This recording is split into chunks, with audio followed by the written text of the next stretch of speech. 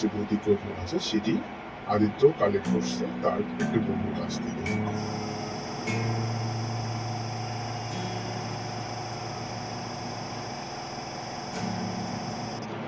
আদির বন্ধু হচ্ছে আদিত্য।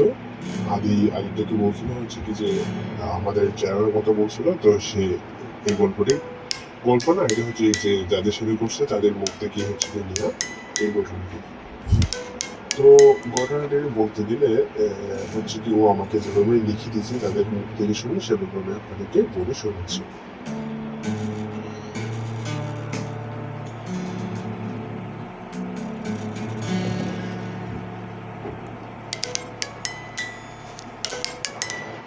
এখানে সুমি, রাহাত এবং মিরাজ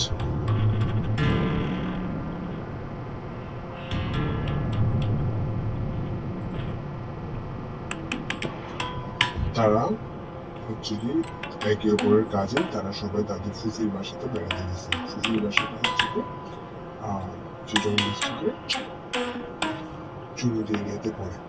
ওর বাসাটা ছিল একটু পাহাড়ের ভিতর দিয়ে যেতে ফুফির বাসাটা। তো এখন তারা তিনজনই বাসা থেকে বের হতে হতে সন্ধ্যার একটু আগে হয়ে গেছিল। তারা যাচ্ছিল হচ্ছে কক্সবাজার থেকে ওইখানে। তো তারা গাড়ি করে তাদের গন্তব্যে পৌঁছালো, কিন্তু গন্তব্যে পৌঁছানোর পরে তারা কোনো রিক্সা পাচ্ছিল না, যেহেতু পাহাড় অঞ্চল এখানে ওই পাহাড়ের ভিতরে রিক্সাটা কম যায়, টোটো ম্যাক্সিমাম তো টোটো খুব কম যায়, যার কারণ তাদের হেঁটে যেতে হবে।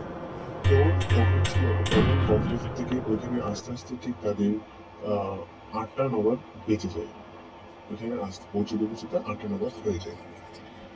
এখন তারা তিনজন সিদ্ধান্ত নিল হচ্ছে কি করবে, যেহেতু অটো পাওয়া যাচ্ছে না, তাহলে তারা কি করবে, তারা হচ্ছে কি হেঁটে তাদের ফুফির বাসায় চলে যাবে।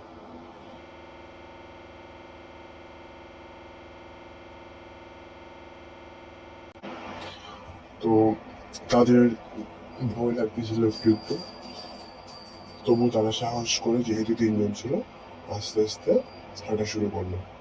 চারপাশে জোনাকি পোকা এবং ঝিঝি পোকার শব্দ শোনা যাচ্ছে।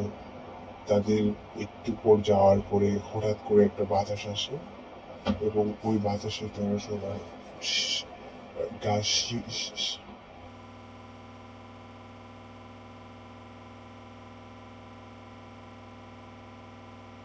গা শিরশিরিয়ে বা শিহরিত হয়ে ওঠে, এবং তাদের লিঙ্গগুলা খাড়া হয়ে যায়।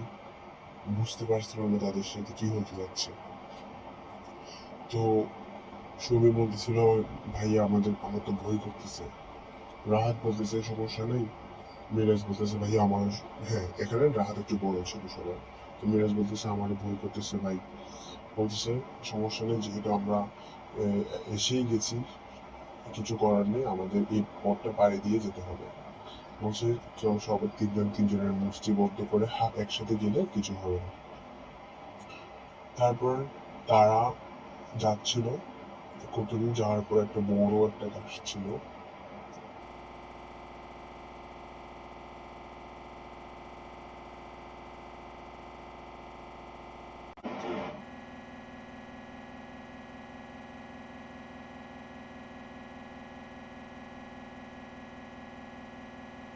তারা ওই গাছটা পার হওয়ার পরপরই তাদের সাথে যেটা করতে যাচ্ছিল সেটা খুব অস্বাভাবিক একটা জিনিস, যে টুপ করে গাছ থেকে একটা বিড়াল লাফ দিছে ওই গাছ থেকেই।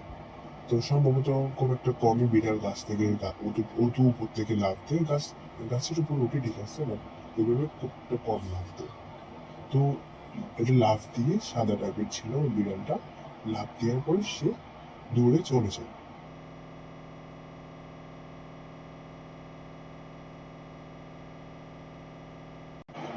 তো তারা এটা স্বাভাবিক নিয়ে নিচ্ছে যে এটা কোনো কিছুই না, একটা বিড়াল হয়তো লাফ দিছে, কিন্তু তারা এটা খেয়াল করছিল যে এটা একটা বিড়াল। তো পরক্ষণে তারা হাঁটতে ছিল, হাঁটার একটু পরে দেখতেছে হচ্ছে কি ওই বিড়ালটা একটা সাদা কুকুর হয়ে গেছে। তারা ধারণা করছিল ওই ঠিক ওই বিড়ালটাই, এটা পরে দিক দিয়ে।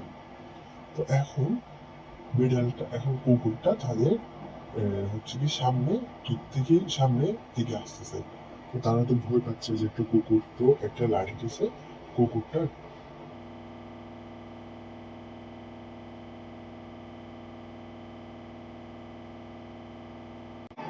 লাঠি নিতে চাচ্ছে, বাট লাঠি খুঁজে পাচ্ছে না।